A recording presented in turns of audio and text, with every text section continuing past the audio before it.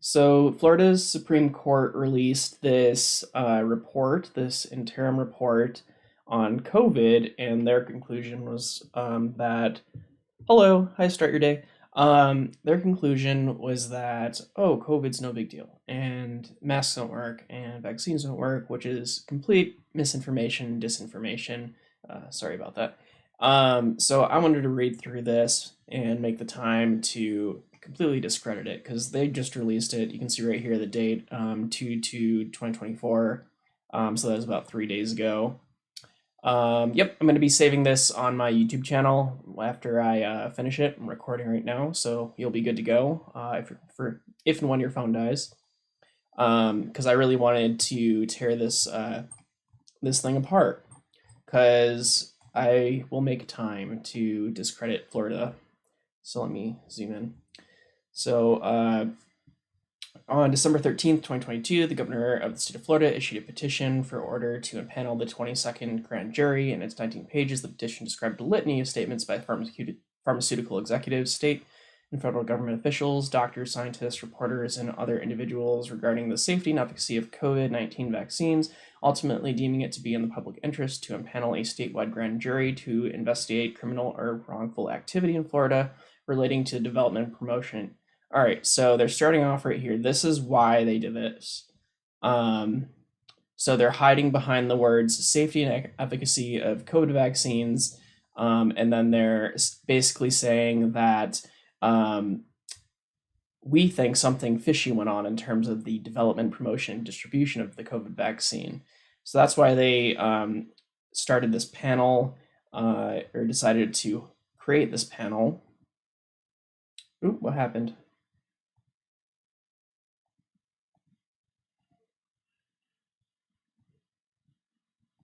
That was weird. All right, I'll just do a quick save so I don't lose it. Just pop in and say hi. Hi. Papers to read. Save, overwrite. Okay, so now, there we go. We shouldn't lose our highlighting anymore.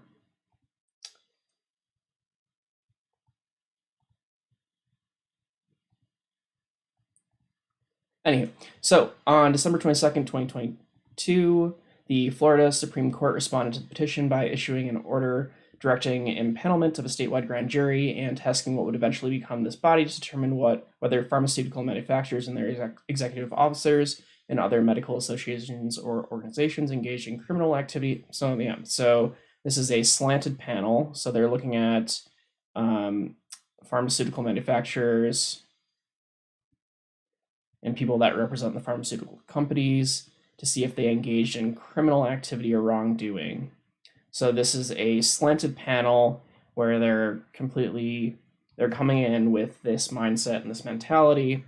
So you already know it's not gonna be a good overview, a good document. So with respect to their involvement in the development, approval, or marketing of COVID-19 vaccines. Over the ensuing months, hundreds of summonses were subsequently issued for prospective jurors from the 5th, 6th, 10th, 12th, and 13th Judicial Circuits. This body was selected and ultimately sworn in on June 26, 2023. So this panel has been in existence for about 8 months. First time I was hearing of it when I saw this document. Since that date, we've been working diligently to address the issues raised in the petition and impanelment order. Given that this is our first interim presentment, we wish to make several things clear. First and foremost, as an institution, the statewide grand jury is apolitical bullshit. You have complete, gonna make that red. So like when the whole point of this panel is to investigate criminal activity or wrongdoing by the pharmaceutical manufacturers relating to the development, promotion, distribution of vaccines, that is going to be a slanted panel. Yep, I'm saving the video on my YouTube channel. I'm going to make a brand new category on the first thing, so it'll be there. So it is not apolitical. We can start off that with our first negative mark. because they're coming in with a slant. They're not saying we're going to come in, we're going to have a body of people from all these different backgrounds that are going to be impartial and et cetera, et cetera. They're saying, we think this happened and this is what we're doing about it. And these are the people we assigned. And no, you can't say you're apolitical when you're coming in with that slant.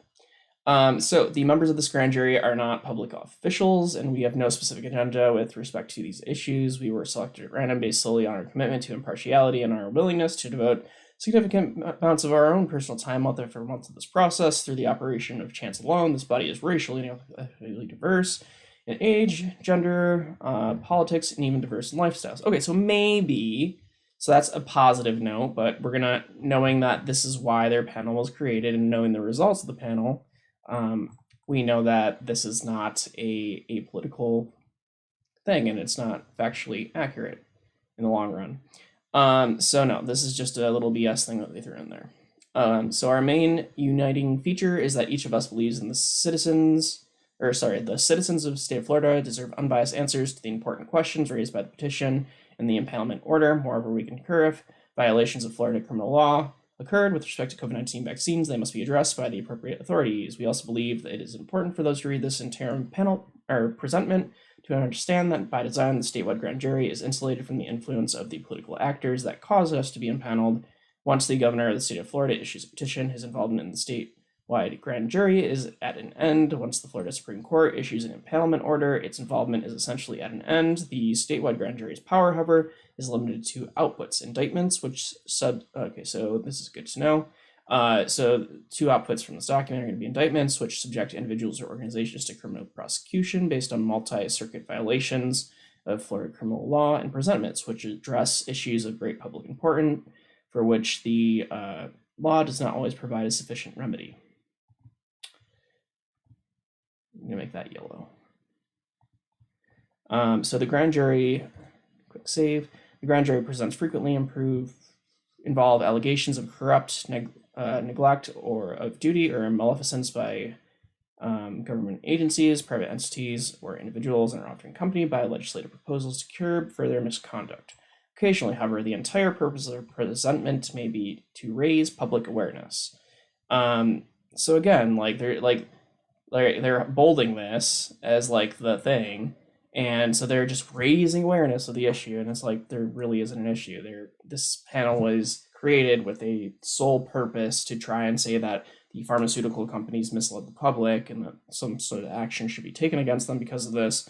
And we just know that it's patently false. So they're trying to, this statement clause right here, I'm not a lawyer, but this clause right here in my mind is them covering their own butts with all this stuff that they've been saying so far, saying that we're just talking about it. We're just bringing awareness. We're just saying is essentially my interpretation of that. So about circumstances that should be addressed in some way, but for which our current laws are unequal to the task. Like what? All these situations share the same inherent limitation. The statewide grand jury only has the power to recommend solutions. We cannot enact them. So again, this is not like a real jury or a real thing. This is like basically like the CDC's panel. Like they just make recommendations. You can choose to enforce them or not. So it'll be up to state legislators, federal lawmakers, even people themselves to ensure that our efforts are not wasted. Well, I can say that they wasted 8 months because of their conclusions. So since last June, the grand jury has cast a wide net, eliciting sworn testimony from a range of both experts and lay witnesses on issues both central and adjacent to the questions we have been charged with resolving. We have learned a great deal, some of which we will discuss in detail below. And we'd like to thank the witnesses who appeared before us. Admittedly, however, we are not physicians. Some of us are involved in the medical field, but most of us work in other professions and vocations. We have, however, spoken to numerous doctors, professors, and scientists with a broad range of viewpoints on the topics we will discuss below. So, like, it's hard because, like, if you're not medical professionals, why are you really? How can you truly understand what is being said to you? Like, I just don't. Anyways, we'll continue. So in a way, this grand jury has allowed us to do something that most Americans simply do not have time, access, or wherewithal to do: follow the science. That's going to be a funny statement to come back to later. So I'm just going to highlight it. We'll make it green because this is going to be fun to pick at them later. As of today, our investigation is nowhere near complete. We remain in regular session, and our legal advisor is actively scheduling future witness appearances. There's still many months and much more testimony and evidence to come before our work will be finished. The issue we have been asked to examine is different from prior statewide grand juries, in that it obviously affects people all over the US, and perhaps the world, in much the same way as it affects citizens of Florida. Most of the actions we have been asked to investigate and the people who took these actions are elsewhere. What the fuck does that mean? On the one hand, this complicates our efforts to compel testimony and slows down the statewide grand jury process. On the other hand, a surprising amount of scientific and other information about the COVID pandemic is readily available in the public sphere. Medical and scientific experts have been solicitous with both their perspectives and their time. Unfortunately, not all our investigative efforts have been met with fulsome cooperation. Some prospective witnesses have elected not to testify, often citing potential professional or personal consequences arising from their involvement with the statewide grand jury process. Occasionally, prospective witnesses have raised concerns about the underlying fairness of this body, which, for the reasons described above, we believe to be unfounded. So, like we talked about, the whole part of it existing is because they're coming in with the assumption that the pharmaceuticals did something wrong. That they, like if we scroll back up, they're coming in with the assumption that the pharmaceutical manufacturers and their spokespeople engaged in criminal activity or wrongdoing. So that's the slant they're coming in with. So I think that they were rightly criticized. And I think this is just showing their personal biases by them inserting this whole sentence right here about, we think it's completely unfounded. We don't see anything wrong with this. So this is just telling us where the committee's mental state is at. So they clearly are coming in with a huge amount of bias. So similarly, our legal advisor has sought the assistance of several agencies of the United States, which have thus far declined to participate. So that's very disturbing that they reached out to the CDC and the FDA and the US Army and they declined to participate. And that's likely because this committee holds no grounding whatsoever. This is all a dog and pony show. So these are going to be fun things to come back to later, which is why I'm highlighting them green. So among others, all had a substantial hand in the contracting approval and distribution process for the COVID-19 vaccines at the center of our inquiry. These agencies have elected not to provide representatives to testify before this body, and federal law prohibits us from compelling their cooperation. Because again, they don't have any legal standing. This is just like a recommendation committee. This is it doesn't really mean much, which is very, very fascinating. I saw a grand jury and I was like, oh, this is something important, but I'm starting to see that this is just a dog and pony show. So this is not as much an impediment as one might imagine. However, there is a wealth of information in the public sphere that explains the deliberative process and opinions of these federal agencies. We are not unfamiliar with their decisions or the claimed justifications for those decisions. Furthermore, we do not intend to penalize them for refusing to... They couldn't penalize them if they wanted to. They literally just said that. So like this is they've got a lot of hubris saying this sentence right here. Oh my goodness. Oh my goodness. We do not intend to penalize them for refusing to participate in our grand jury process. Rather, it is our goal to gather as much relevant information as we can regarding a given topic, interpret it, and where appropriate, credit sound and reasonable decisions, even good faith mistakes, resulting from incorrect or incomplete information. It's a weird sentence. To the extent that any government entity or other witness who has thus far refused to participate in the grand jury process disagrees with any of our conclusions, they are welcome to come to Tampa and offer sworn testimony. So long as we are still in session, we will make the time to hear them out. So that'll be fun. So if you're in Texas, feel free to swing by and give some sworn testimony and tell them what dinguses they are. So in terms of safety and efficacy, that's where we're starting. The petition for order to impanel the blah, blah, blah, blah contains a wide variety of alleged misrepresentations by public and private officials involving qualities attributed to COVID vaccines. These include assertions that side effects from the vaccines were not established or later on were extremely or very rare, that the benefit-risk profile of our vaccine remains positive, that the vaccines will stop, slow, or limit the spread of COVID-19, that the vaccines prevent COVID-19 disease with an efficacy of over 90%. So yeah, that was a statement that was made by the CDC at one point. So that was a very incorrect statement. The vaccine never would prevent it. I think that was actually Rochelle Walensky. They're probably quoting that interview she did on, I think it was CNN, where she said that get vaccinated, that will prevent COVID from getting COVID, and that's not what a vaccine does. A vaccine limits, like this part up here, where it will stop, slow, or limit the spread of COVID-19. And for you as an individual, it will reduce your likelihood of dying and reduce your likelihood of developing severe disease. So that was a bad statement. But all these ones up here that they're listing, these are very, very, like, this is normal language. So I guess I will highlight these, put them yellow. So like this is typical medical language saying like, so at the beginning, like the vaccines had been tested, they had gone through phase 1, phase 2, phase 3 clinical trials very, very fast in terms of how we get vaccines out to the public. It was incredibly quick, and they went through all the stages. They showed very, very high efficacy, which is like the 90% that they're referencing here. And that's like this is normal language, because like they're saying like we know that it works on these populations. We don't know how often these things will occur. So all these are actually very factual, true statements by the pharmaceutical manufacturers. These are not suspect. They're saying at the very beginning when the first vaccines rolled out, we don't know all of the wide range of side effects we'll see when we go from a small population in our clinical trial to a mass population of the entire United States. But from what we can tell from these clinical trials, they're extremely rare, very rare, and that the benefit profile outweighs the potential of these negative side effects. And there were actually some, like the J&J and the AstraZeneca, which had the thrombocytopenia.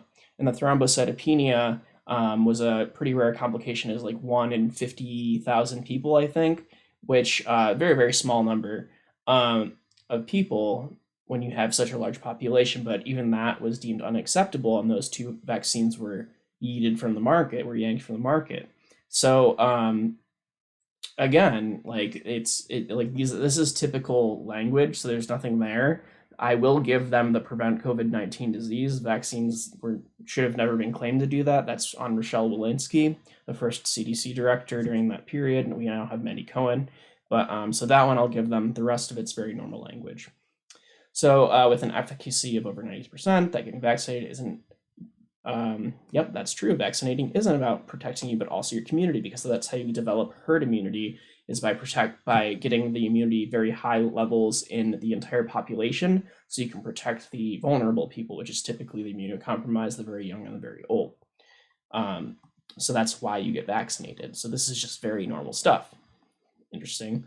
Vaccination was the key to eventually developing herd immunity, and perhaps most importantly, that vaccines were safe and effective as determined by data from the manufacturers. Yep, that is all true. All of the alleged misrepresentations described, so they're saying that those are misrepresentations. And for all those reasons I just gave you, they're not misrepresentations. So they're saying that these are misrepresentations because every statement involving the risk of a vaccine or the rarity of a vaccine side effect is essentially a statement about the vaccine's safety. So let's think about that. So we'll start here. We're going to make that red. So every statement involving the risk of a vaccine or the rarity of vaccine side effects is essentially a statement about the vaccine's safety. Yes, that is true. A risk, so adverse complications, so that could be things like severe allergic reaction, the myocarditis that we saw in some very young individuals that is transient, typically only lasts for a couple days, goes away. Stuff like that would be as side effects of the vaccine, which is related to the safety profile of that vaccine. So that's a true statement, but that doesn't make it, I don't know how this statement here is a misrepresentation, like proves a misrepresentation of what was said above. Doesn't. And two, every statement about a vaccine's ability to prevent COVID-19 disease is essentially a statement about its effectiveness. Again, that's also true, but I don't see how that attributes these to misstatements. These were all true facts, except for this one right here. And that was a very bad misstatement and overstep by Rochelle Walensky. Because these two concepts, safety and effectiveness, form the axis around which the alleged misrepresentations orbit, we believe it appropriate that they form the primary focus of their inquiry. Okay. And significantly, the concepts of safety and effectiveness are long-established principles in the world of federal drug, device, and biological product approval. In fact, they form the primary goalposts of the FDA's approval process, meaning that every pharmaceutical manufacturer who submits applications to the FDA for new biological products, including vaccines, set out to establish through clinical trials and other means that their products are safe and effective. That's true. However, both safety and effectiveness are considered terms of art, meaning that in this specific milieu, they have definitions that are similar but not identical to their conventional plain language meaning. Okay.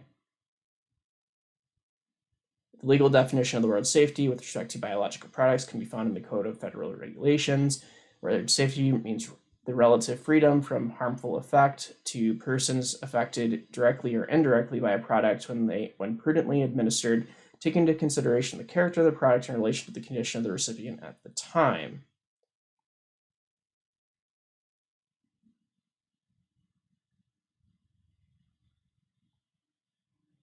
Emphasis added. Right away, it should be apparent that when the FDA describes one of these products as safe, it is semantically different from the way people describe things as safe in everyday language. The definition incorporates a degree of relativity, meaning that a biological product can be fully approved for market and described as safe by the federal government with the knowledge that it will harm at least some of the people who take it. That's what a safety profile is. They literally just define what a safety profile is. A safety profile means that so let's say 99% of cases, we know that the product will not cause any harm, but in 1%, I'm making up the numbers here, in 1% of people, there is harm, and then that is acceptable. That's how all products are made. So that's literally what a safety profile is. I'm not sure what they're trying to get at here. But yeah, and that's why you take these stopgap measures. So like, if you recall, when we were all getting vaccinated for the first time, we would get vaccinated and then you would have to sit there for 15 minutes. And after that period of time, you were free to go to continue about your day. And the reason they had you sit there for that 15 minutes was to see if you were going to develop an allergic reaction or some other adverse side effect to the vaccine. And that's like a known risk, and it's a low risk, and that's why it's part of the safety profile, because you're saying that we know in this many people it's safe, in this many people there could be issues, because nothing is going to apply to everyone the same exact way. That's just how it works. So really they didn't say anything right there. So we do not mean for the above to be taken as criticism. The word is full of dangerous diseases, and often on balance it makes sense to just judge the safety of a given treatment in the context of the disease it is designed to manage. The flexibility of this definition allows the FDA to approve treatments with significant safety risks for dangerous diseases like late-stage bone cancer, because on balance they are relatively safe. However, it should be apparent that establishing the safety of biological product necessitates a comprehensive, meaningful, and accurate evaluation of the risk presented by the disease that product is designed to address. This is especially true in the case of vaccines, because they are being administered to healthy people, not the afflicted, in the hopes of preventing or mitigating a disease that they do not have. That's how a vaccine works. That's exactly the point of getting vaccinated.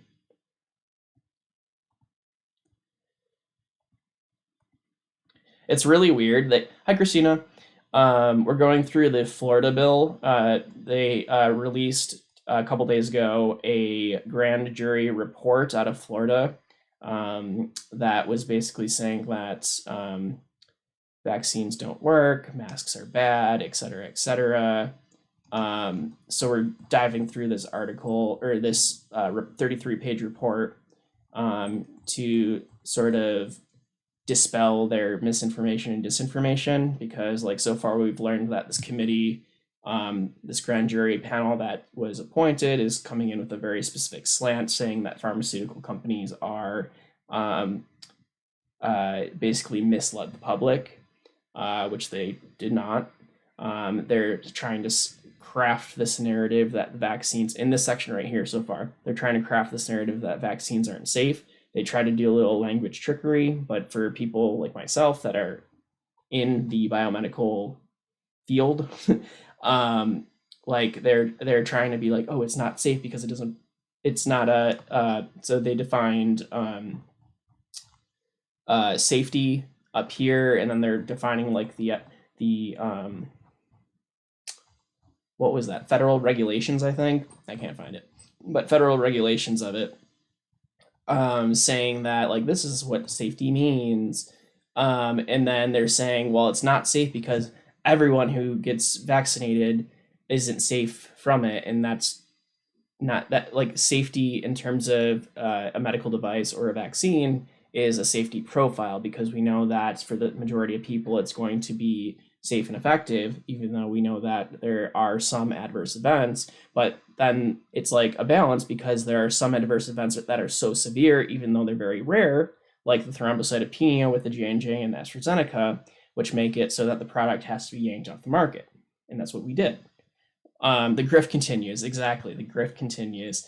So I'm just trying to communicate like what this language is, because they already try to do a little bit of trickery right here at the beginning, but it's bad trickery. So I got the time tonight, so I was like, I am gonna tear this piece of BS apart, this POS. So again, they literally just find what a safety profile is, but they're saying it in a way and trying to bold it in a way to like phrase it so that's like, ooh, it's scary and it's bad, and it's like, no, this is just what it means. And then they're like, this is especially true in the case of vaccines because they are administered to healthy people, not the afflicted, in the hopes of preventing or mitigating a disease they do not have, which is exactly what a vaccine is. You're giving someone a vaccine so that they can develop an immune response, so that they have protection against the disease that they might potentially become infected with. That's vaccination. Why do they? I don't know. Florida has got something else going on. But I think it's important to read through it and make sure it is dispelled. And I hate Ladapo and Ron DeSantis, so I make the time.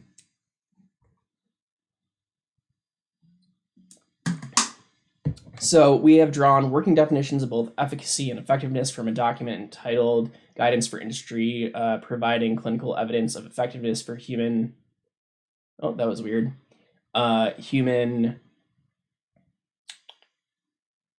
effectiveness for human drug and biological products, published by the FDA in May 1998. So I would have to double check. I don't feel like it right now, but if like the FDA is going to have standards for their language for what efficacy means, and 1998, it's 2024 now, that seems pretty old. I think they might be cherry picking from an older document. I would have to go and find the current definition from the CDC and the FDA on how they're describing the term efficacy and effectiveness to fully like know if this is an appropriate quote. But I'm going to give them the benefit of the doubt and say it is the correct quote, even though I probably shouldn't. So let's just go from there. That's just something I wanted to put out there. So the term efficacy refers to the findings in an adequate and well-controlled clinical trial, or the intent of conducting such a trial, and the term effectiveness refers to the regulatory determination that is made on the basis of clinical efficacy and other data. That's not how I would define those terms. Effectiveness is how effective your drug is at. So like in the vaccine example here, effectiveness is it is how well the vaccine would produce an neutralizing antibody response that would be matched to the virus in circulation at the time. That would be what your effectiveness would be. So if we're looking all the way back in 2021 when the vaccine first came out, how effective is it at producing a neutralizing antibody response? Can you make a video with key points dispelling this nonsense? Yeah, I can probably do that. I'm just gonna do a full publish of this right now later. But I can probably tomorrow or sometime later in the week, I can do a short synopsis video. So that's how I would define effectiveness. And then clinical efficacy.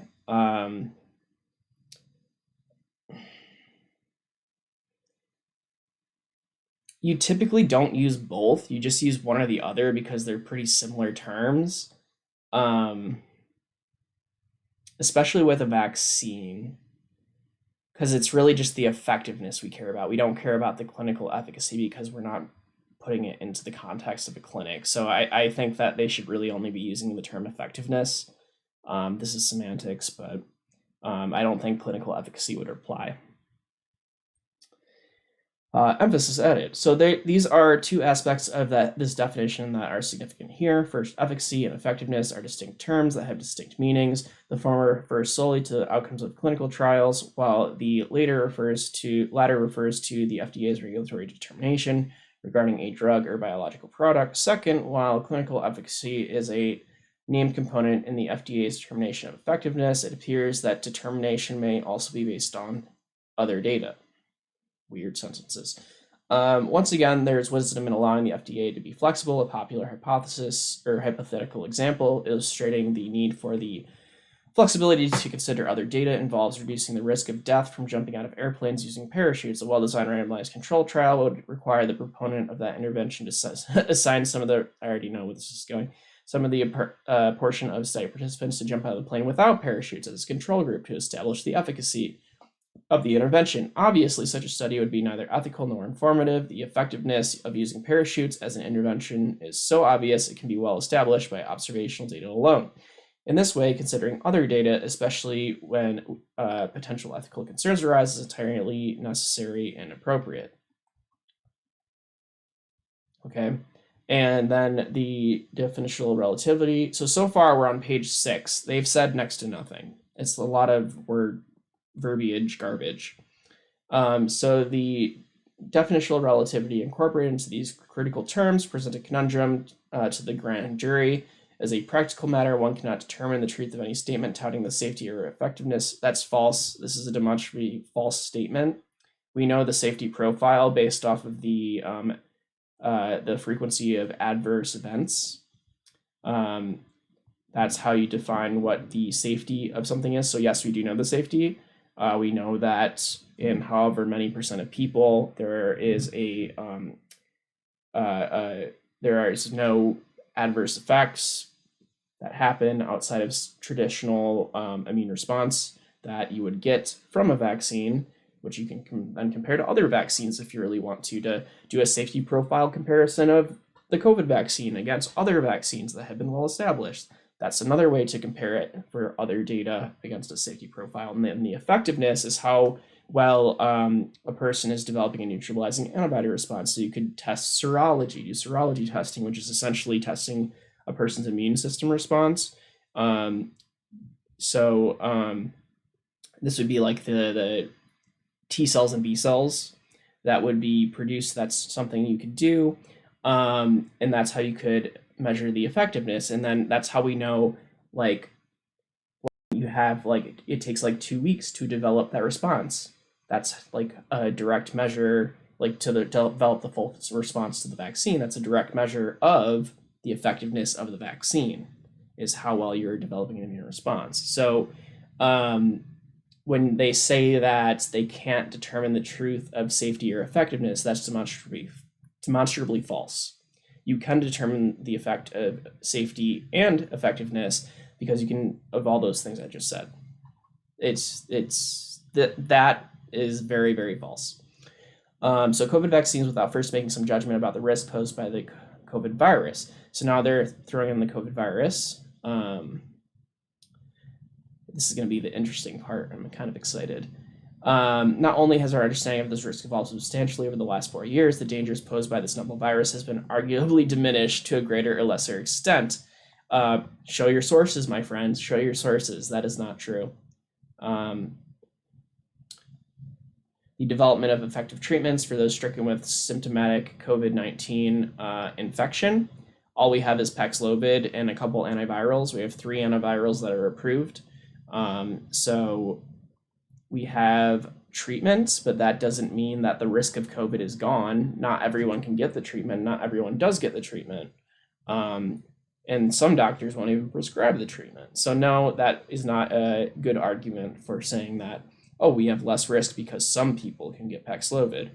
It sounds like the fluff I write on my high school essays and a topic I wasn't familiar with. Yeah, pretty much. And then, so that's no. The imposition of non-pharmaceutical interventions, MPIs, designed to slow or stop the spread of virus. We have literally, like, Florida is a great example of a place that is not utilizing non-pharmaceutical intervention. So what is a non-pharmaceutical intervention? This is something like social distancing, contact tracing, wearing a mask, washing your hands even. Like that's a non-pharmaceutical intervention. So they're saying because these things exist, then there's less risk for COVID. But if you're not implementing policies in having people do this and people aren't doing it, then there's no reduced risk. There's still a risk. There's still high risk. So again, their second point, crushed. And 3, our evolving population level immunity. So that's laughable. I don't know about Florida specific statistics, but only 15% of people got the bivalent vaccine. Right now it's sitting somewhere, we don't know the numbers truly because the CDC is not tracking it. What they're doing is they're doing phone surveys and calling people and being like, hey, did you get the COVID vaccine? And then they're taking these little phone call numbers and they're estimating based off of what their survey results are. And that's how we're getting the numbers for right now for how many people have gotten the vaccine. And right now it's sitting somewhere between 17 and 21%. We don't really know the true number, but it's somewhere down there, super low. So our vaccine immunity, very low currently for 2 vaccines in a row, which is 2 years now because they're only updating yearly. So 2 years, oh, sorry, I'll do 2 like this. 2 years, I like counting the European way sometimes. So I'll do 1, 2, 3. Anyways, so 2 years we've had low vaccine population immunity protection. And also we're starting to see that COVID is actually decimating people's immune systems in one aspect. And then also it seems, I just read a recent paper, did a review on it. Oop, that was weird. A little power outage, I guess. I'm back.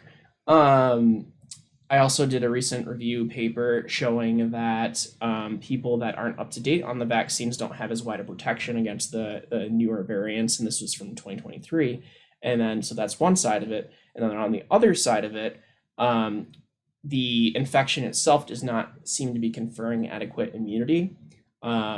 Next to no immunity is being conferred from getting actually infected. So this hybrid immunity theory does not seem to be accurate. So I would argue that population level immunity is actually very low. So boom, boom, boom, all 3 points gone. So I would not say that there is a lesser extent of of threat for COVID. The risks are still very high. I mean, we don't really know the asymptomatic percentage spread. Because a lot of people will pretend they're not sick. A lot of the asymptomatic stuff is done based off of like survey type studies. Unfortunately, we don't have good asymptomatic estimates. The best numbers that I've seen is estimating at about 21%. A lot of studies overestimate it, I think. But that would be my, from the data I've seen, that's the best. All sorts of places. Canada actually does some of the best research on COVID and long COVID. But anyways, back to the article. So for that reason, as we embarked on this investigation, it became apparent that this body could not answer the question posed by the petition in a vacuum. Rather, the COVID-19 vaccines, their approval, their rollout, and their administration were a significant part of a broad societal response to a true national emergency. A novel disease that is estimated to have killed about 100,000 Floridians and millions worldwide. Examining the degree to which these other modalities were employed to combat COVID and the relative success or failure is necessary to contextualize the questions presented by the petition and the impanelment order. So it looks like what they're trying to argue is, I've seen like lots of really high numbers that people are saying, but I think they're pulling those numbers out of their butts.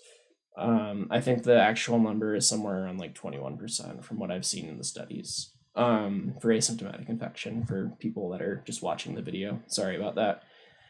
If I put my mouse too far to the left, it just pops up. It's one of the things I hate about my computer. Anywho, so what they're saying right here is basically, all right, so because we have these things, they're basically focusing on part number 2 right here. The non-pharmaceutical interventions is what my guess. I'm gonna skim ahead. And they're saying, all right, so because it's so safe, like we have all these things, let's examine how effective these other things are. So they're doing a little lateral movement in this, is what it seems like to me. So the risk of COVID. As a word, risk is easy to use in conversation, lectures, and discussions, but as a concept, it can refer to one of several different ideas. Some of these ideas are themselves moving targets, and that the actual probability of their occurrence changes either. So also recognize they have not cited any papers so far. They have only stated opinions. There's no paper citations, there's no research citations, there's no numbers, there's no figures, there's nothing. We're on page 7. And so far, all they've done is cite a really old 1998, likely outdated definition for efficacy and safety. But they're not citing the literature. They're not doing anything. So it's very suspect. I just want to like take a moment to recognize that.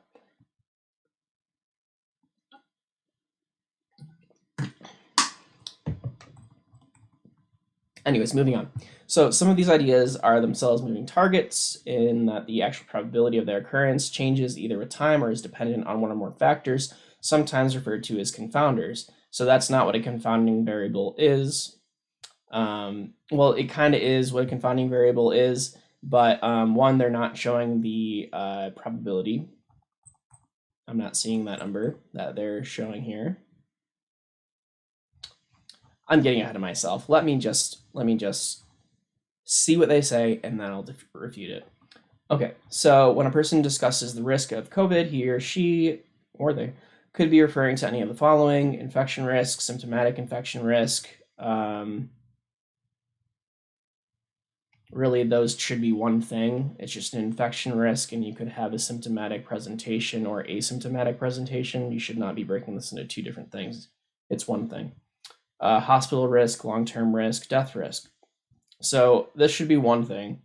Hospital risk is also grouped into the symptomatic because the symptomatic is going to be broken into different phases, and typically a moderate to severe disease presentation is going to be a hospitalization risk. Long-term risk, long COVID, it'll be interesting to see if they actually recognize that. And then death risk, yeah. For the purpose of discussing non-pharmaceutical intervention, yep, I was right.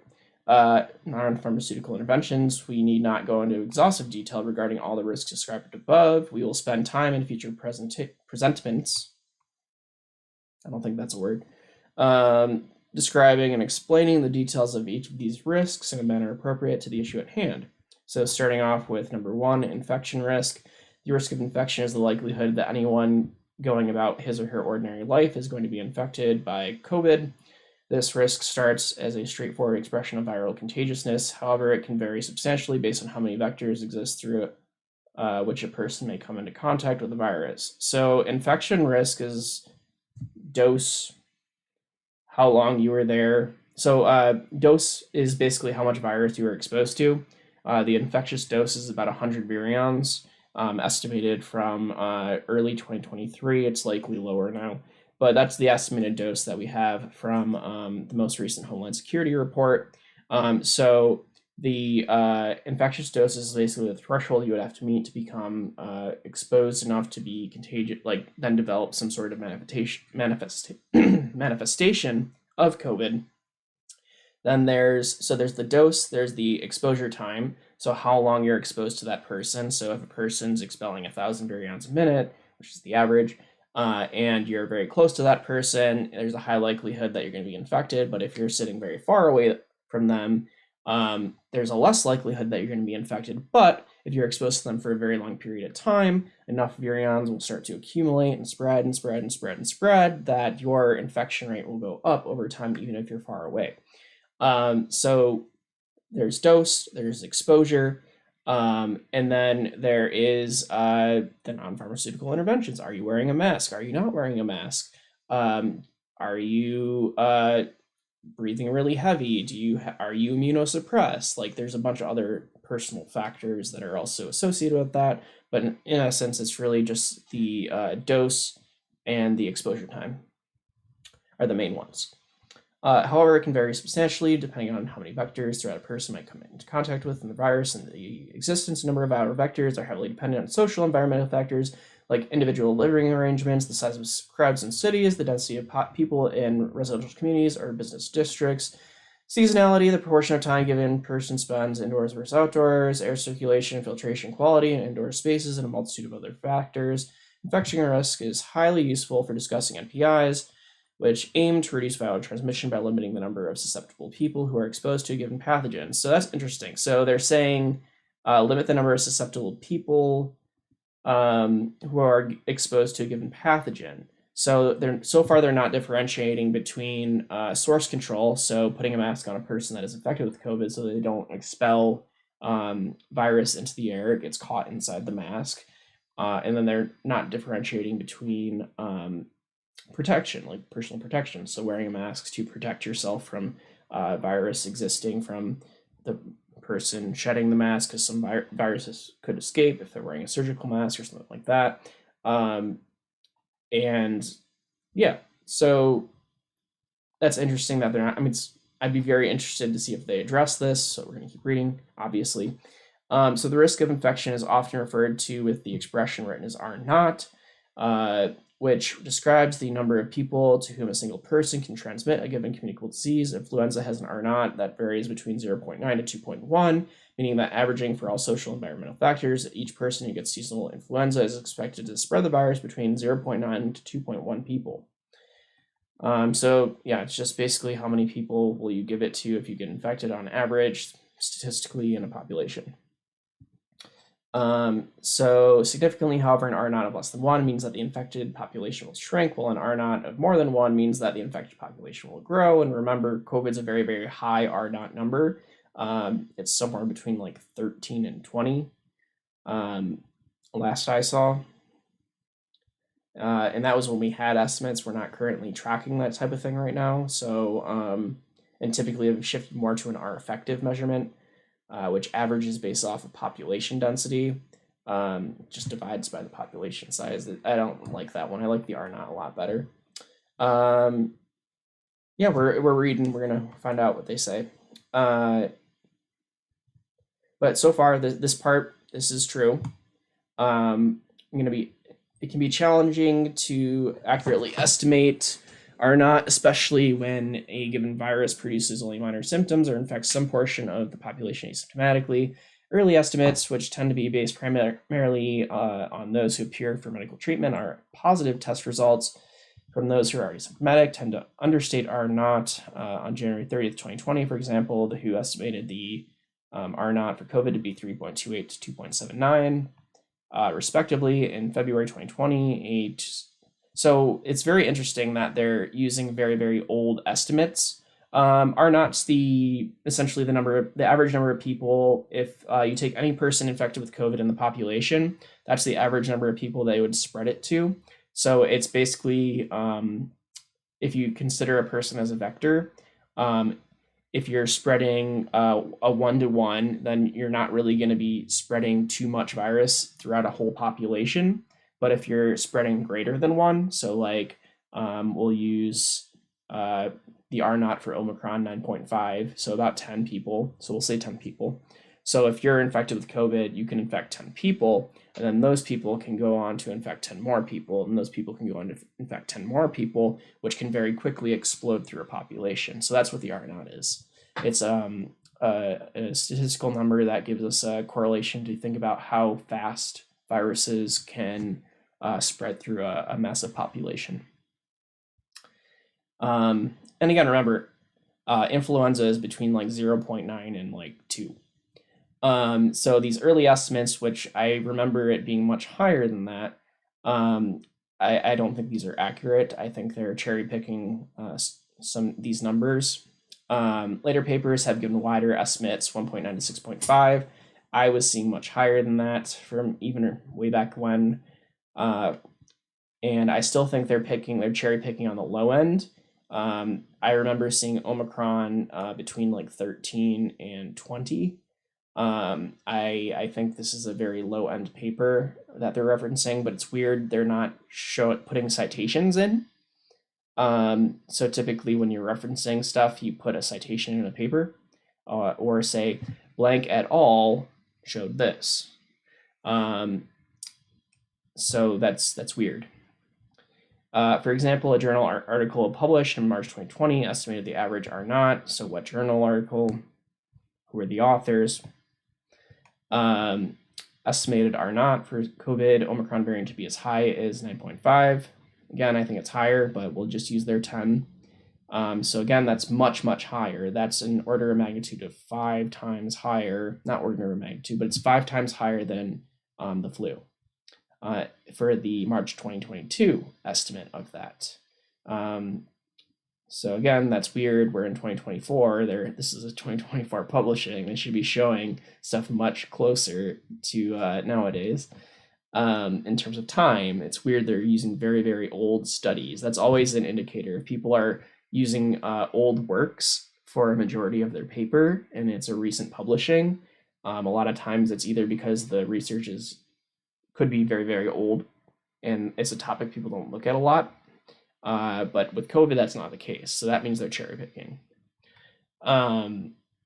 So the infection risk of COVID can also be better understood by studying viral presence in wastewater, which can also be used week over week to determine whether cases are rising or falling, or through seroprevalence studies, which evaluate the number of antibodies for a virus found in a random set of blood samples. Wastewater, way, way better. These samples can then be extrapolated to estimate the distribution of a given infection at a population level. And interestingly, Florida got caught in that they were hiding and suppressing their wastewater values. And they're mandated by, I think it was the actual Supreme Court, or at least some Supreme Court. I don't remember which one. One of the Supreme Courts mandated that Florida has to weekly update their wastewater accurately, and they have people going to check to make sure they're doing it. So it'll be interesting what happens in this, because they might be lying. So this number does not provide a rate of change like R naught or waste. So we saw very early on, we have very, very good studies that show that, and this is done by ViralBot, this is done by Wastewater Scan, that as the wastewater goes up, the number of hospitalizations go up. There's a very strong correlation. So just as a FYI. But it can shed light on the undercurrent of the asymptomatic cases, which tend not to be captured by other metrics like PCR testing, hospitalization, or death. As of April 2022, the CDC estimated that 58% of Americans, including 75% of children, had already been infected with COVID based on seroprevalence. Yeah, and the number is much higher now. I think it was Canada that estimated that 75% of the population last year had been infected at least once. It's likely higher now, especially in Canada, because of how crazy their COVID wave. They haven't had a relief in over a year.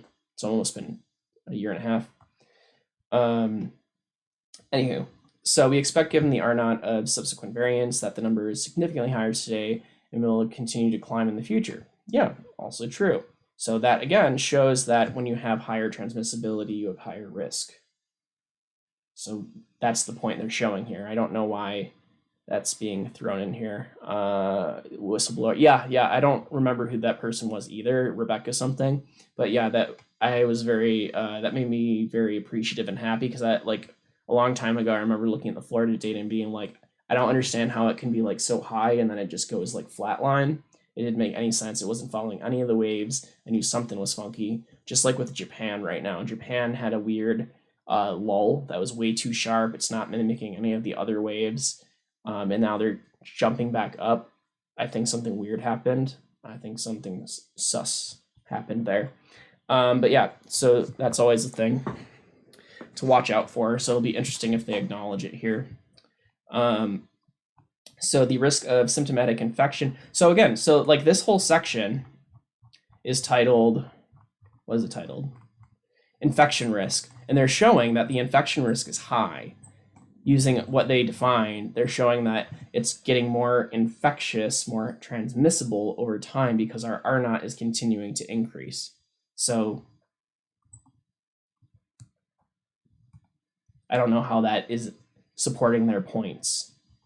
So the risk of symptomatic infection more often referred to, they're going to try and say that, people aren't being hospitalized anymore type of thing. So the risk of symptomatic infection, more often referred to as cases or confirmed cases, is the most basic idea that most people consider when discussing risk. Yep, they're going to the hospitalizations. According to the WHO, as of writing of this presentment, there has been roughly 110 million confirmed cases of COVID in the United States and roughly 773 million worldwide. As we mentioned above, however, confirmed cases are only taken from PCR testing after symptoms emerge, from treatment data at medical facilities, or from health department figures at the state level. So this is telling us that the numbers that they're reporting here are much smaller than what the actual numbers are because you're filtering down. You're going, all right, so these are only PCR tests, and we know a lot of people have done rapid tests and use those as their positives. So they're excluding all the rapid tests. So only PCR tests. And then we're filtering down another level. So only medical facilities, so something like a hospital. So maybe they're not including stuff from those health clinics that you could go to that were popping up, those pop-up clinics where you could go and get a test, just walk in, walk out, 15 minutes.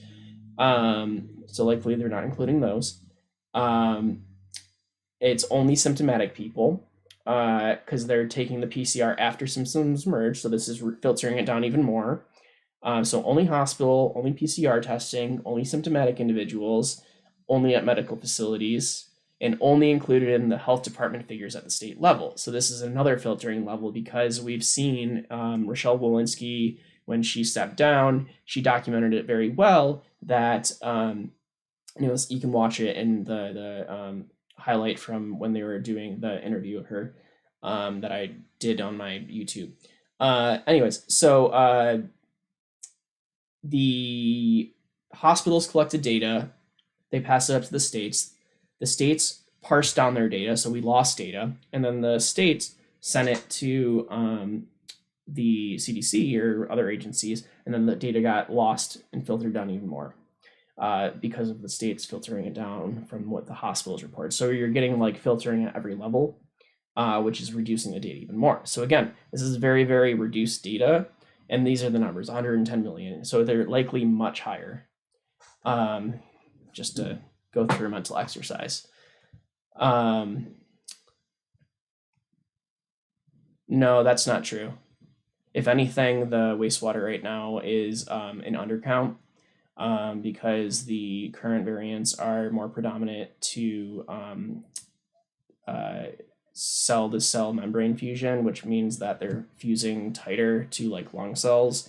That's not true. The New York Times is wrong. So the problem with using symptomatic infection as a metric, and the reason we mention it in this presentment at all, is that when it, my voice, is that when it is used as a denominator, it fails to account for asymptomatic cases that tends to overstate downstream risks like hospitalization and death.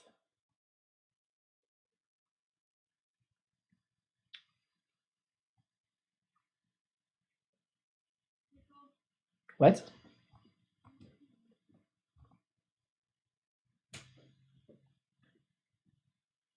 When used as a denominator, it fails to account for asymptomatic cases and thus tends to overstate downstream risks. That doesn't make any sense at all.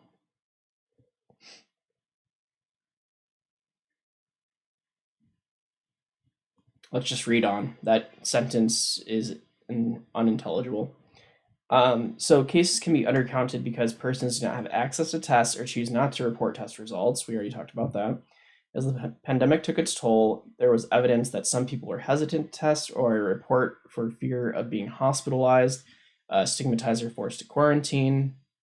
I would like to see some evidence for some of those statements there, but we'll just listen to what they say.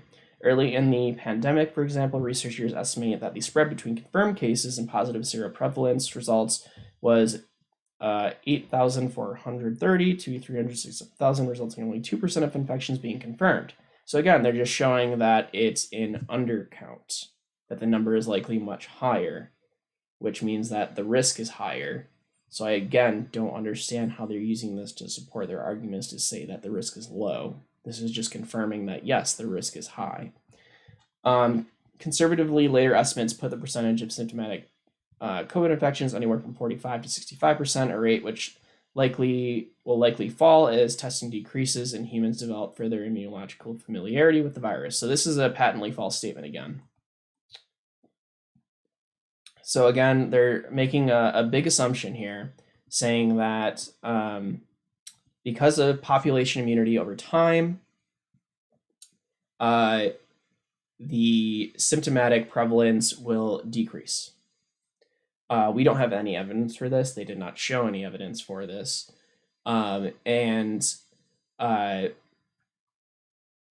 Again, where are they getting these numbers? This 45 to 65%, where is the citation? Where is the cross analysis showing where they get these numbers for? I think these are low. I think the number is higher. I think it's more 65 to like 85%, somewhere in there.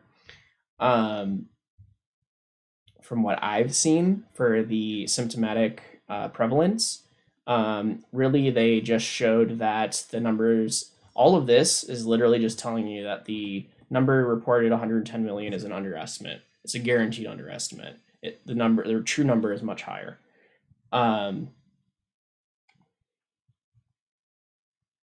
So again, their section here didn't tell anything. Moving on to hospitalization risk. The risk of hospitalization from COVID-19 is the first level of risk that raises the question of intervention by public health in the way people live their daily lives. Hospitalizations are often traumatic and difficult experiences that can stress families, disrupt careers, impose heavy financial burdens, and tax the medical system as a whole. As of this writing of this presentment, the CDC reports roughly 6.75 million total hospitalizations in the United States for COVID-19 disease. This number, however, is not free from controversy. In the CARES Act, the federal government created financial subsidies for Medicare and Medicaid patients with COVID-19 that were treated at hospitals and their medical facilities. The subsidy itself is not unjustified. During the pandemic, some medical facilities operated at a deficit, expanding hours for staff dramatically and unexpectedly increasing costs for protective equipment and taking in far less revenue than usual from elective procedures that had been delayed. These CARE Act subsidy payments helped relieve the financial risk of their closure or collapse, which is all true. Nevertheless, putting that money on offer creates incentives to report more. So again, they're pulling this out of their butt. They're saying that, oh, there's a bunch of fraud. The hospitals are committing fraud. That's what the statement is saying right here. So they're saying, nevertheless, putting that money on offer creates incentives to report more than just hospitalizations for COVID-19 disease. So they're saying, oh, the numbers are fake because people are false reporting these hospitalizations to get more money to support the hospital. Where is your proof? Where is your evidence? That's quite a statement to make. And they don't have evidence or proof or substance between this. So it's very interesting. They shift from something that's very true. Yes, the CARE Act was very important. It helped prevent hospital closures and collapse, and to compensate for staffing shortages, and et cetera, and then they make this wild accusation saying that this money is actually bad because it creates incentives to lie to get more money. We know for a fact this happened because numerous federal and state officials have publicly stated that they did not ask or require hospitals to distinguish cases where someone was admitted with incidental COVID infection versus cases where someone was so sick with COVID symptoms disease that he or she required hospitalization. It doesn't matter. So if you have COVID and something else, COVID and a heart attack, like, did COVID cause the heart attack? Did COVID stimulate the circumstances to make it so the heart attack was more likely? Maybe. Or are you just acutely sick with COVID that so severely that you're on ventilation? Like, there's no need to differentiate between these two. Both are bad. So incidental COVID and direct severity of hospitalization of COVID, both are important, because it's like reporting in a patient like, oh yeah, this patient also has diabetes. Maybe that also makes it so that COVID is worse in that type of patient. Like, it's like it's that would be a true confounding variable when they were mentioning it earlier. That's what a confounding variable actually is. Like, is COVID and diabetes amplifying the severity of the disease? That's an interesting question. And like, that's why it doesn't matter if it's incidental COVID infection or like you're on a ventilator because of COVID. Both count. Thus, it is highly likely that the CDC's number of total hospitalizations is inflated. Again, no, it's not. We just explained why. So I'm going to make that red, if I can highlight it. That's a lie. To some degree, with asymptomatic or minor COVID infections that are classified as hospitalizations in order to financially benefit the hospital. So they're saying that because of this, they lied and they got more money for their hospital. No. Save. And then death risk. So the risk of death is the most salient and obvious risk presented by COVID virus. It's the most obvious detriment to a virus is death, but it's not like the only thing. And also, weren't they supposed to do long COVID between those two? Let's scroll back. I am pretty confident that right before death, they were supposed to talk about the long-term challenges. They skipped a section. I'm petty. Boom, right there. They skipped from hospitalization risk to death risk. Where's our long-term risk? Where's our long COVID? Can't even do a document right. All right, that's semantics, but it's not semantics. It's poor form. So they skipped from hospitalization. So we'll just show it. So we showed the thing. So they're doing hospitalization. They skipped straight into death. So they skipped the long-term risk, even though that's in their risk list. It's hard for me to say. Risk list. Okay. So death risk. The risk of death is the most salient and obvious risk presented by COVID virus from an epidemiologic perspective. It can also be one of the easier risks to compute, provided one starts with the proper inputs in its simplest form. This can be expressed as a numerator, the number of people who died from a disease, and a denominator, the number of people who had the disease. Okay, yeah, that's mortality. They can even follow. I know they can't even follow their own outline. God, have you even written a document before? But I think it's convenient that they neglected long-term risk. They probably intentionally deleted that section, but forgot to delete the little thing there in their little list. But I think it's important to mention long COVID is a very, very big thing. So literally they just defined mortality. They did a bunch of word garbage here to pretend like they're coming up with a brand new thing. No, that's literally what mortality is. Whoopsies. So first, the numerator, when people die, other people tend to notice. Not always. Sometimes people die and you don't find the body until a long time later. Anyway, this means that unlike symptomatic or especially asymptomatic infection, the number of people who died from COVID should be relatively easy to determine because deaths are recorded by hospitals, coroners, and state agencies. True.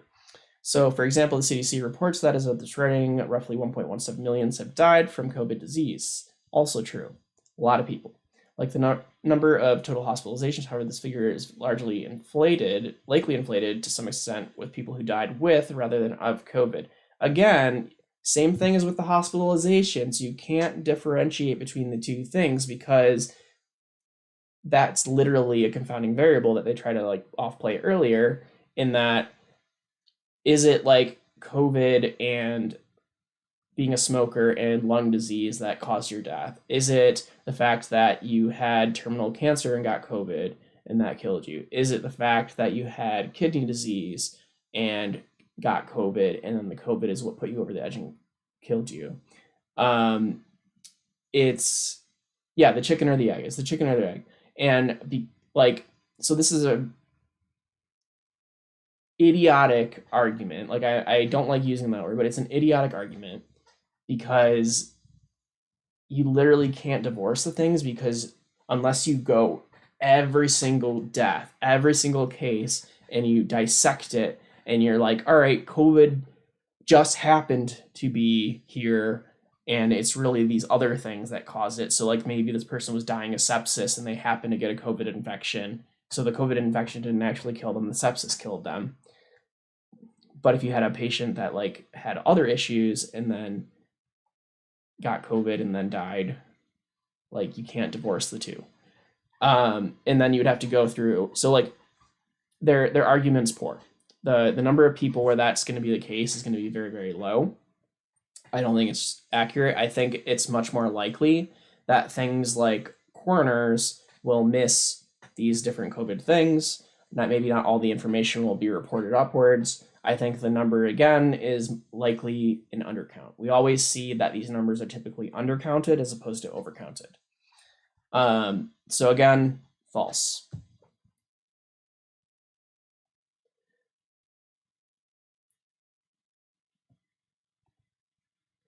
And then they say that they're, again, overinflating the number to financially benefit the hospital that the person died in. The CARES Act provided a death benefit up to $9,000 to the families who died from COVID disease.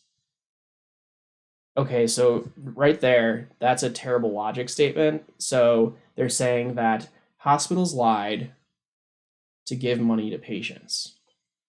Hospitals aren't that nice. They would lie to give themselves money, maybe. Yeah, look at the excess deaths and life expectancy decline. The letter doesn't happen when old. Yeah. So this doesn't make sense at all, especially because the CARES Act, this would be something that most of us, pretty much all of us got a part of the CARES Act. Like that was part of like the stimulus package where we got like our $600. That was part of the CARES Act. You had to like write it off on your taxes last year, the year before. So that's why I remember it. So like this would be something that you would apply to. The death benefit would be something that you would apply to for your family member to get the reimbursement. So it doesn't make any sense. Literally, that doesn't make any sense. Second, so we had all that stuff. Second, the denominator. The results of the equation can be dramatically different based primarily on whether one plugs in the number of confirmed cases or an estimate of total infections. Confirmed cases can be used to provide a case fatality rate. So it depends so like this is again a bad argument because it depends what you're looking at. Do you want the people just like crap going to claim you on my taxes? That's funny. So again, like it depends what you want to look at. Is your interest the number of hospitalized patients that died, or is your interest all of the people that have had COVID that died? Like those are two different mortality rates. One is a hospitalization related mortality rate, one is a total prevalence mortality rate. Again, this is not like new. This is not like, oh my God. This is literally just like what are you interested in?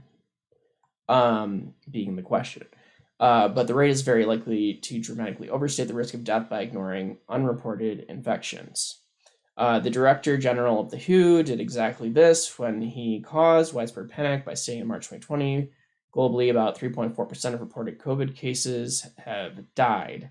Again, I recall when they did retrospectives that this number was much higher earlier on. I think it was something like 9%. I would have to fact check myself on that one. I'm not 100% confident, but I'm pretty sure the number was higher early on in the pandemic. The statement itself was not inaccurate. It was just an incisive choice of denominator. Again, just tuning in, how exactly did the court rule? So it's not actually a court. It's Florida convened a grand jury of people independently selected that are trying to look at the question, did pharmaceutical companies mislead the public with this slant in terms of vaccines and masks and stuff like that. So like right now we're going through, we just finished vaccines and we're going through the non-pharmaceutical interventions where they're leading us on a wild goose chase. Yeah, I think it was like somewhere between like 9 and 11% case fatality rate. Yeah, no worries. Grand juries are weird. Because yeah, this is the really funny thing is that this grand jury that they literally has no power to do anything. It literally is like a recommendation thing. Like they can just say their opinion and then legislators can do something about it or not. They couldn't even get the CDC or the FDA to show up because of how like they're not like a legitimate thing. They're basically illegitimate. So like the CDC declined to convene with them. The FDA declined to convene with them because they're not a real panel that can do anything, which is funny to me. So the statement itself was not inaccurate. It was just an incisive choice of denominator. No, it's literally like the person did not like. They literally admit it's not inaccurate. We just didn't like it. Is basically what they just said there. It's not inaccurate. He wasn't wrong. We just didn't like it. So the media reporting the story at the time did not catch the nuance, reporting breathlessly that the coronavirus death rate is 3.4% higher than previously thought. So that's a false statement. They were saying that this is 3.4% of people that are getting it are dying. So like this quote is wrong, but I think this is funny. I'm gonna hide like this one green so I can, when I do my short video, I can make fun of them. Come on. What's going on? I hate how the government uses these weird documents. Like you can't get all the letters. The weird PDF style. We have better technology. What just happened? Okay. Save it. Anyway, so the media reporting, blah, blah, blah, blah. Using an infection fatality rate, however, provides a much more accurate answer to the primary question people care about. If I get infected by COVID, how likely am I going to die? So the case fatality rate, the CFR, Christina brought this up earlier. So there's the IFR and the CFR. Infection fatality rate is going to be a lower number than the case fatality rate, obviously. But what we're interested in is if you are like hospitalized with COVID, are you going to die? We don't really care about like on an average infection, are you going to die? Like that's important to know, but it's not as important to know as, hey, if you go to the hospital, what are your odds of dying from this? Like if you have a very severe case. It's like when you give a kid remote control with no batteries, so they feel like they're doing it. Yeah, exactly, for the panel. Yeah, or like a game station controller that's not plugged in, so they can't really do anything. They're just going through the motions. So again, they're not really saying anything because literally it's just like depending on what you're looking at, what you're interested in, that's going to show you what the number is. So they're again not saying anything. Infection numbers can vary geographically based on the factors we described in the section above. Fatality numbers too can vary from place to place based on different things. But like, again, we're looking at the entire US. So this is a baseless argument. It doesn't matter. We're interested in like in the US or for all places with COVID, which is, if you're going to consider globally, what is the mortality rate? That would be more accurate. Anywho. So with that in mind, some of the best combined estimates of infection fatality rate from 2020. So again, they're using very, very old data, 2020. This is published in 2024. Why are you not using more recent information? So again, they're using like 2020 when we barely had any information on the fatality rates and stuff. It just started. So this is very odd that they're mixing in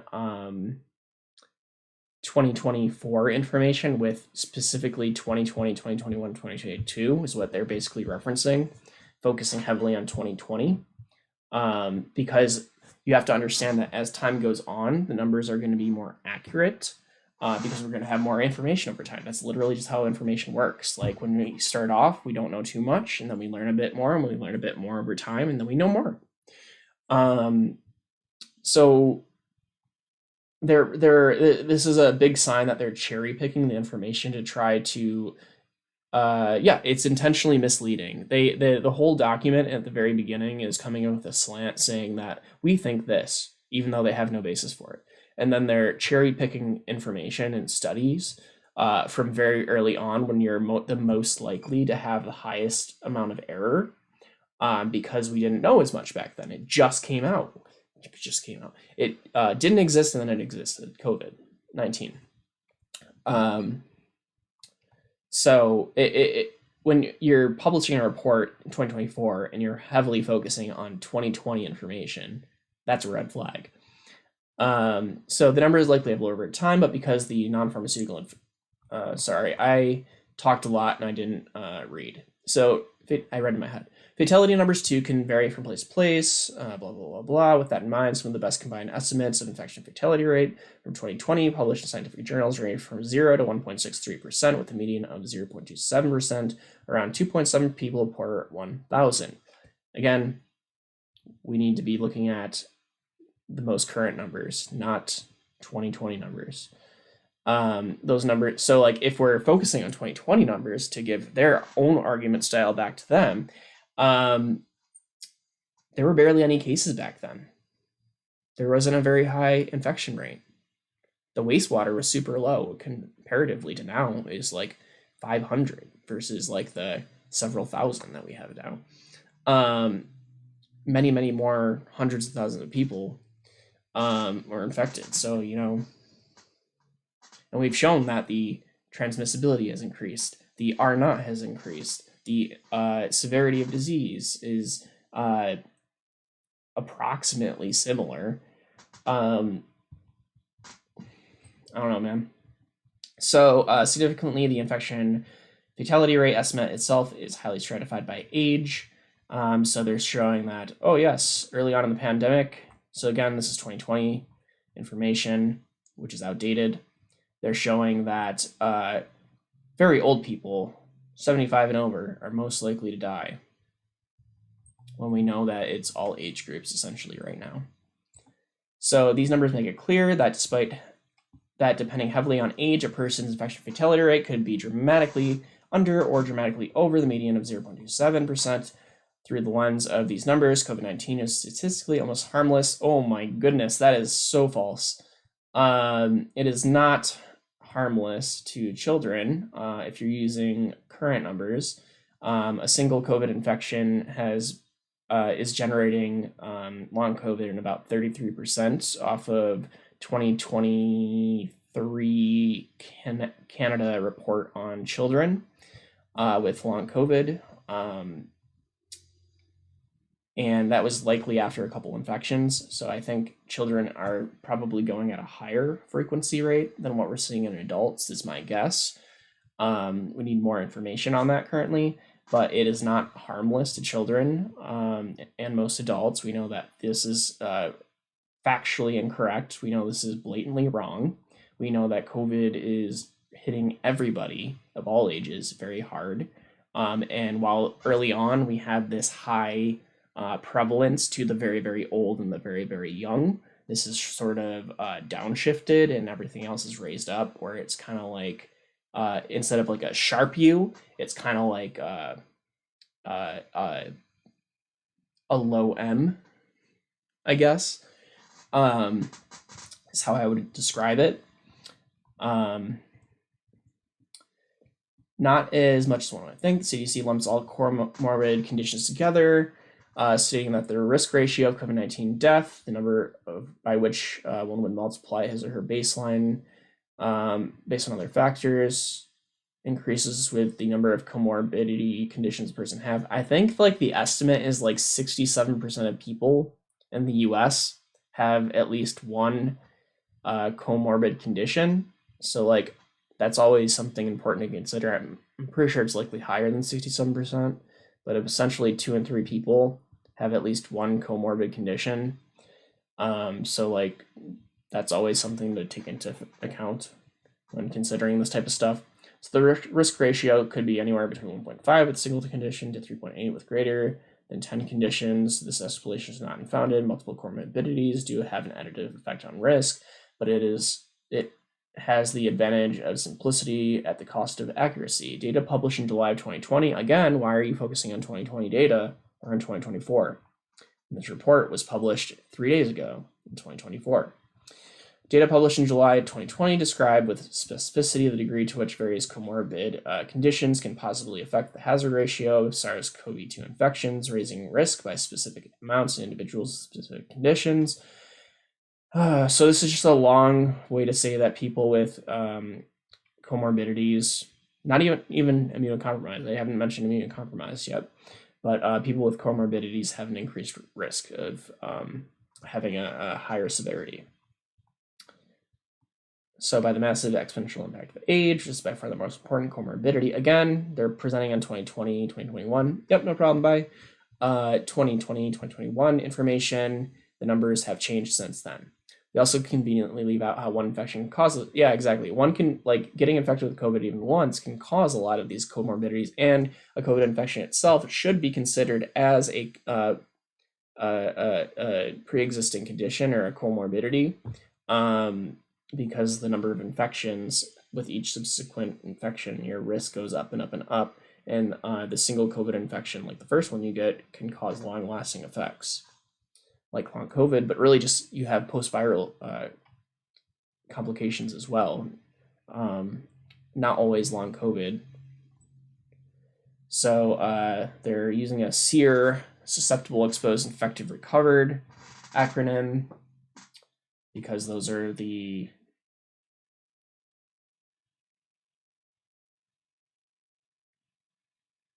so that's weird. So they're not in their little model here, they're not including post-viral complications, so or long COVID. So their model is inherently flawed. They're saying there's people's susceptibility is one factor. They're saying being exposed to COVID is another factor. They're saying getting infected with COVID is a factor, and then people recovering. They're assuming that everyone that gets COVID recovers. That's not true. So this is wrong. So their model is wrong to begin with. These models can vary widely in complexity depending on the circumstances surrounding a particular pathogen, lethality, its rate of mutation. So we know that COVID's rate of mutation is incredibly high. Its lethality, it's still killing people. Still killing a lot of people. We're about 2,000 people a week are dying of COVID right now in the United States. Or the characteristics of a particular population, the immunosuppressed, age cohorts. For our purposes, each of these 4 descriptive states provides a vector by which one can affect the course of a pandemic, providing those in the affected category of medical treatment, for example, is designed. Again, we don't have medical treatment for COVID. We don't have anything that prevents COVID. It's designed to move infected people into the recovered category. And again, a lot of people don't recover from COVID. Most vaccines in their model here, their assumption, their mathematical model, quote unquote mathematical model, because it's likely not a mathematical model, they're assuming that everyone that gets infected recovers. That's not true. So most vaccines act to remove individuals from the susceptible category altogether, effectively preventing the population from entering this model at all with respect to a particular virus. where they're saying that COVID-19 vaccines appear to have a dual effect, reducing the susceptible population in a limited way for a limited time and providing the infected with some protection from more serious complications from the disease, but still apparently limited period. Yep, that's true. We'll give them that one. Non-pharmaceutical inventions, however, are designed to reduce or eliminate people from the exposed category.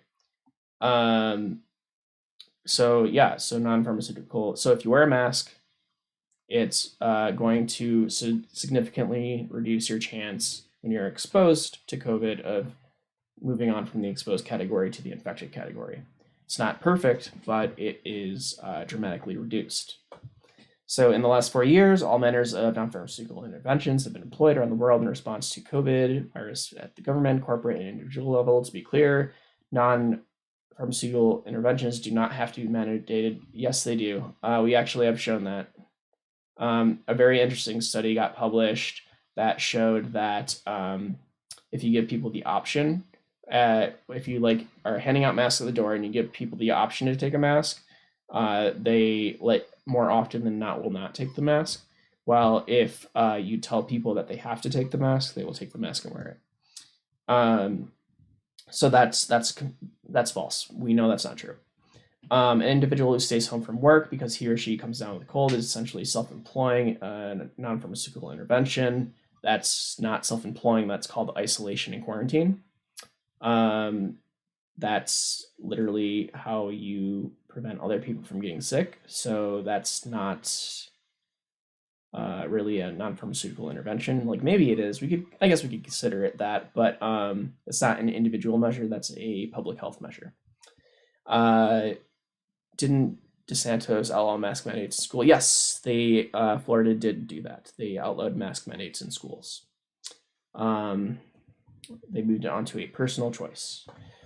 Removing himself or herself from a mixed environment and thus reducing the exposed population and model a corporation that urges employees who feel sick to stay home, similarly as effectively employing a non-pharmaceutical intervention in the same manner as the individual, just on a potentially larger scale. So yeah. So these kinds of small-scale non-pharmaceutical interventions, however, are not the focus of our inquiry. We are interested in larger-scale non-pharmaceutical interventions. They're looking specifically at lockdowns and then mask mandates and social distance guidance. So I want to be very clear, the US never locked down. We had a limited mobility order for like 3 weeks. There was no punishments if you didn't follow it. Nothing happened to you. You didn't get jailed. We never had a lockdown. And we only had it for like a lockdown for like 3 weeks. Mask mandates, we did have those for a while. Those have been dismantled by this point. Social distancing guidelines. So I think that they're referring to the 6 feet thing. So we recognize there may be other non-pharmaceutical intervention measures that arguably had some impact on COVID risk, but I think the one that they didn't outright say it, but quarantine and isolation are two of the best measures. And they're not considering it here because they want to provide a biased, skewed perspective. But those are our two things. We do not have those nearly long enough. We don't have any quarantine anymore. So if you've been around people that were sick with COVID, we're no longer making people quarantine, which is a mistake in my opinion. And then isolation is when you're sick with COVID and you're isolating at home for the now 5 days maybe. Unfortunately, it should be longer. So we recognize there might be other blah blah blah blah. So that's what they're trying to skirt around this isolation. They just want to force this perspective while they're completely neglecting this other perspective. So it's important to see what they did there. So, which by the way, 6 feet, while helpful for airborne, is specific to droplet precaution. Yes, it's specific to droplet precautions, not airborne precautions. And COVID's both. It's droplet and airborne. So before we begin examining these categories, just because it's important to know that droplets aerosolize, and which means that they're small droplets that are still floating in the air. They're small enough that they can linger in the air, that they're light enough to linger. That's what aerosolized is. It's not like just virus floating in the air. It's very tiny droplets floating in the air. So they're technically all droplets. Anywho, so before we begin examining these categories, we'd like to highlight a common refrain. I'm going to start reading a little faster and not do as many side tangents so we can get through this. We're only on page 13. We got 20 more pages to go. Yeah, exactly. So before we begin examining these categories, we'd like to highlight a common refrain that has developed as our society struggles to canonize, perhaps memory hole, the experience of the past 4 years has become very popular in 2023 and not 2024 for many erstwhile advocates of non-pharmaceutical interventions to point to a lack of available scientific data when confronted with some of the more unfair or egregious consequences of NPIs when they were imposed. Weird perspective. So again, this is a slanted perspective. They're saying, oh, it was unfair. Doing these things was unfair. There were egregious consequences of wearing masks. Grrr. To be clear, scientific research into non-pharmaceutical interventions and their consequences do not begin with the outbreak of COVID. We've had studies on masks and all this stuff long before COVID. COVID just helped bring it to the forefront. A wealth of contemporaneous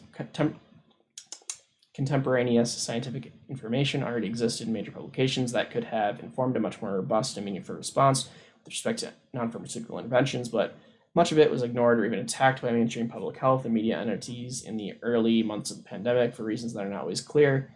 In short, it was not an information problem, it was a judgment problem. So again, this is their way of saying masks don't work, but they don't provide any information to support their claims. There's no paper citations, there's no anything that they're referencing, they're just stating an opinion once more. So again, while they claimed at the very beginning that they are apolitical, they don't have a stance, they're literally just shouting opinions.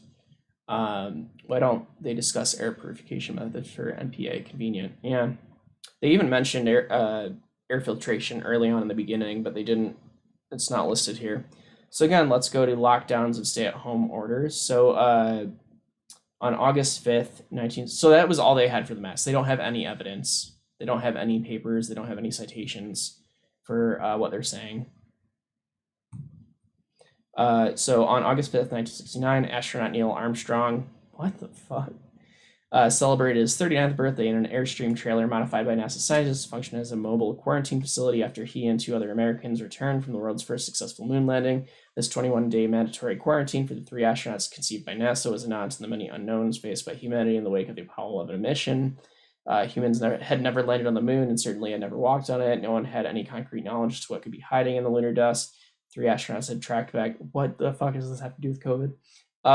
Back to Earth in their capsule and on their persons, seen through the lens of the math model, the quarantine. And again, they're not showing any math in this model. This is a theoretic model. This is not a math model. The quarantine was a reasonable way to avoid exposing the ground crew to any harmful pathogens picked up from the moon brought back to Earth. Fortunately for the astronauts, there are no dangerous pathogens brought back from the moon, but their story allows us to illustrate a meaningful difference between the popular notion of a small-scale quarantine, where one can use targeted non-pharmaceutical interventions to avoid altogether a population exposure to a pathogen, and a large-scale quarantine, often referred to as a lockdown, where community spread has already taken place and the purpose is merely to blunt the impact of an epidemic disease. Terms like lockdown and stay-at-home order were popularized during the COVID-19 pandemic, but the non-pharmaceutical inventions themselves were previously theorized, modeled, and studied. Often, these prior studies refer to both large and small-scale segregation measures alike as quarantines, but it is the large-scale actions taken during the COVID pandemic, commonly referred to as the lockdowns, that we address here, and we do not want to conflate the two. The logic behind small-scale quarantine should not be used to justify large-scale sweeping lockdowns. So that's false. Both small-scale quarantines and large-scale quarantines are how they want to differentiate it as a lockdown, but it's just a large-scale quarantine. They're both doing the same exact thing. You're preventing... So it's important to know the difference between a quarantine and an isolation. An isolation is for people that are sick. A quarantine is for people that might be sick. A quarantine is to prevent community spread. Isolation is to prevent spreading your sickness to other individuals. That's the nuance. That's what should be specified. It doesn't matter the scale, if it's small scale or large scale, it's the same exact thing. So this is illogical. It doesn't make any sense. It's not correct. Of course, between these large and small scale extremes, there's a spectrum of intensities. Some governments essentially put their population on an honor system, which is what the US did, trusting the sick to self-isolate and protect their fellow citizens. Again, what the US did. Our other countries physically secured their own citizens inside their homes, kept them there for extended periods. That's what China did, as an example, and Korea also did that as well. Most people in the United States found themselves somewhere between these two large extremes. No, we had an honor system. We did not have a mandated lockdown. There were no police going around making sure that you were back in bed in your house. Lights out. There's nothing like that. There was no alarms going off. There was nothing. Our society, so most people in the United States found this, blah, blah, blah, blah. Our society is simply not organized in a way that could support long-term isolation. People must leave their home for essential goods, and there's a population of essential workers who must leave home to provide those goods. Even a society that nails shut the doors of people's homes, someone must do the nailing. In short, lockdowns leak. So that wasn't why our 3-week lockdown failed. It's because of the honor system. It's because people weren't staying home. They were going to pubs and their friend's house and their family's house. They didn't actually lock down. No one was actually locked down in the US. So it leaked. It's a fun way to say that. I'm going to steal that. They leaked because of the honor system, not because they don't work, and not because of the essential workers doing their job, because the essential workers, it was a 3-week, you do you vacay. Yeah, pretty much. The scientific literature on lockdowns prior to 2020 understood this all too well. In 2006, a predominant epidemiologic journal stated that the number of infections averted through the use of quarantine is expected to be very low, provided the isolation is effective. The same year, the WHO noted that ill persons should remain home when they first become symptomatic, but forced isolation and quarantine are ineffective and impractical. I would like to know the full quote. It seems odd that they have the, I forget what this is called, whatever, the ... So I'd like to see the full quote to make sure it's not being taken out of context. But I find it hard to believe that the WHO would have said that it's ineffective and impractical. Because it is effective and it's practical. So in 2019, the WHO reiterated this position, saying that home quarantines of exposed individuals to reduce transmission is not recommended because there is no obvious rationale for this measure and there would be considerable difficulties in implementing it. Again, I would need to see the full direct quote. Ellipses, thank you. I would need to see the full direct quote. And again, so they're quoting a 2019 and a 2020. We've done a lot of retrospective studies now. Stuff that was published in 2023 and 2024. A really good one was showing that all of the disease burden in China, for instance, was significantly lower, was orders of magnitude. So orders of magnitude, it means greater than 10 times. So like 10, 100, 1,000. It was significantly lower on several magnitudes in terms of the death rate, the infection rate, everything else, compared to a place like the United States. Once they opened back up and they ended their no COVID policy, their rates have gone similar to us. So it showed that it did work. So we have direct evidence that the lockdowns did work when we look at the data and not just cherry picking quotes from very early on in the pandemic.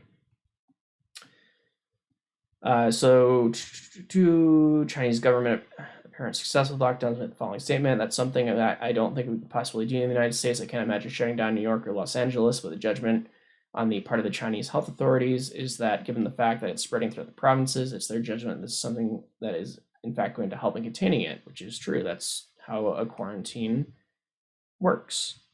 and how isolation works, because it works. Astoundingly, however, within weeks, because whether or not it does or does not is really open to question, because historically, when you shut things down, it doesn't have a major effect.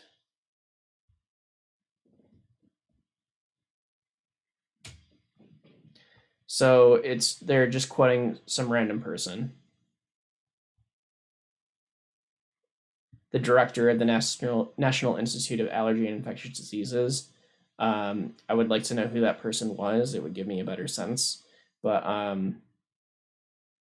yeah, they're just doing a random quote again. Again, these are quotes of opinions by people with political biases, political leanings.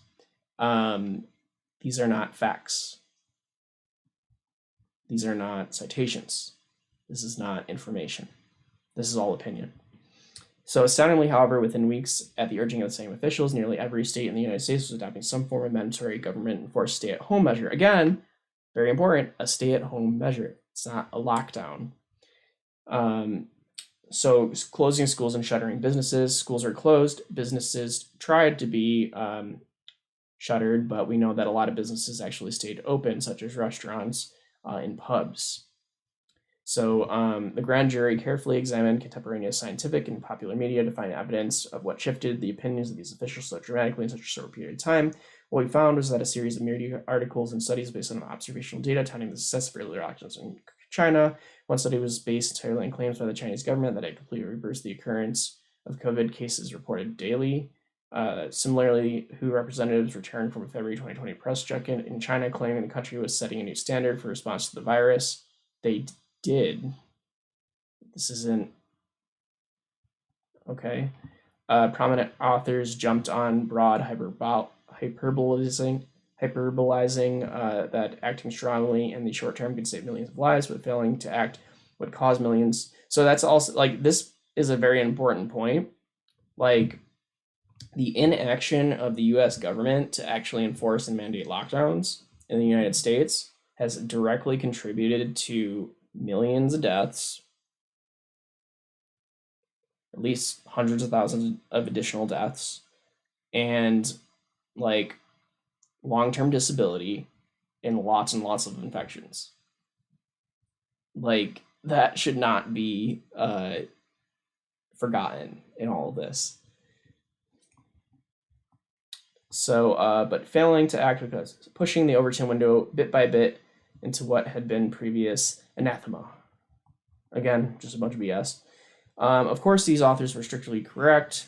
Millions of people are infected with COVID, and our healthcare system was briefly in a few particular areas at risk of collapse. And we're still on the risk of collapse today in 2024. But it is obvious to this grand jury that no lockdown, regardless of its stringency, would have been able to prevent. But like, we didn't do it. So what's your point? Like, we saw that in China that it worked. They saved tons of lives. This is the Florida 22nd statewide grand jury report out of Florida. I'll link it in the YouTube video when I upload it later tonight. By the time these measures were implemented, there's already significant community spread of the COVID virus. One of the more comprehensive examples of this is a study from April 2020. Again, they're quoting these studies from 2020. What is going on? Like, it's 2024, man. We got studies up the wazoo since then. Estimating the seroprevalence rate, Los Angeles County to be approximately 4.34%. As of the 2020 census, Los Angeles County contained 10 million people. 4.34% of that number is 434,608 people. Even if 10% of those people are classified as essential, that is 43,461 people. The grand jury is not aware of any NASA modified Airstream trailer that can hold that many individuals. What? Oh, okay, so they're making a joke. I don't know if they're being serious, but it sounds like they're saying, oh, you know, if we were going to lock down, we'd have to take all these people out of their homes and put them in one facility. And we couldn't even contain 10% of that. It's like, no, they can isolate at home. If they're really sick, they would be in the hospital, and then they wouldn't be in the isolation. So it doesn't make any sense. Given that there's no way to effectively quarantine a population of this size, again, people can quarantine in their homes. According to the model, with no other inputs, these 43,000 people inevitably interact with susceptible hosts, exposing them to the virus and infecting them at a rate defined by the R naught. But if they're using the not, so if we're saying like these are people that are going out into public, like these are the essential healthcare workers, and grocery store people and everything else, if they're using non-pharmaceutical interventions like wearing a mask, well-fitted N95, among others, that would reduce the risk. The R naught would not be at the same level. So that's also that's a false presumption. That's a logical fallacy. We need to highlight that for later. Even if we chose blah, blah, blah, blah, blah, sick individuals multiplied by that. Within 2 generations, it multiplies again. But again, so like they're assuming, so they're saying in their mental model, they're saying that we're going to say that 10% of these people are essential workers, so they're going to be going out in the public. And then that's 43,000 people. So then we're going to say that these 43,000 people are going to be spreading it at an R naught of 2.28 people. So it would immediately spread to that many people. But again, like they could be isolating at home. They might not live with anybody. There's many factors that would go into that, and it doesn't mean that they would be spreading it like to all the people they live with. So that, again, their logic doesn't logic. So within 5 generations, if nothing changes, 10 million people. So they're saying in their model, again, they're saying we've locked down these people. We only have essential workers moving around. And these essential workers themselves, within 2 generations, within 5 generations, is going to affect 10 million people. But if you're not having the motion in the movement, you're not generating the R naught. It literally doesn't make any logical sense. So this, of course, leads us to the other widely claimed benefit of government-mandated lockdowns that might not ultimately stop the spread of the disease, but they can at least flatten the curve, slowing down the infection rate growth and allowing our healthcare system to keep up with the influx of serious cases. The evidence for this in fact is mixed. One prominent journal found in January 2021. Again, we're in 2024. This is a panel of 2024. Why are you looking at 2021 stuff? And where are the citations? One prominent journal found in January of 2021 that while small benefits cannot be excluded, more restrictive non-pharmaceutical interventions did not confer significant benefits in terms of case growth, and that similar reductions may be achievable with less restrictive interventions. What were the non-pharmaceutical interventions? How was it run? What was the study? How many people were in the study? What would be the less restrictive alternatives? What would cause these non-pharmaceutical interventions that were selected to be considered restrictive in the first place? Lots of questions over this one statement. And again, so similarly, a meta-analysis conducted on lockdowns in the spring of 2020 showed little to no effect on COVID-19 mortality. On the other hand, age-adjusted charts from multiple European nations do echo the early Chinese claims, showing the same stalling of reversing of overall case growth during the pendency of the lockdown. This begs the question, assuming the Chinese and European case growth data is accurate, is the lockdown merely postpones case growth a worthwhile endeavor? Yes. Less people sick, less people die. Less people sick, less people get long COVID. So then collateral consequences. In order to comprehensively answer that question, we must examine the significant collateral consequences. Actually, it's been like 2 hours, so I'm going to pause here and then we'll continue on tomorrow. I did not think this was going to be as long as it was. So I'm going to break this into 2 parts. Yeah, spillover. Yeah. Because like this, we're halfway and this could go on for another 2 hours. So I'm going to do this. I'm going to finish this up tomorrow and pause here. But yeah, so far, I'm not surprised. But cool. Sounds good. Thank you all for tuning in. This is fun to destroy. Bye, everybody.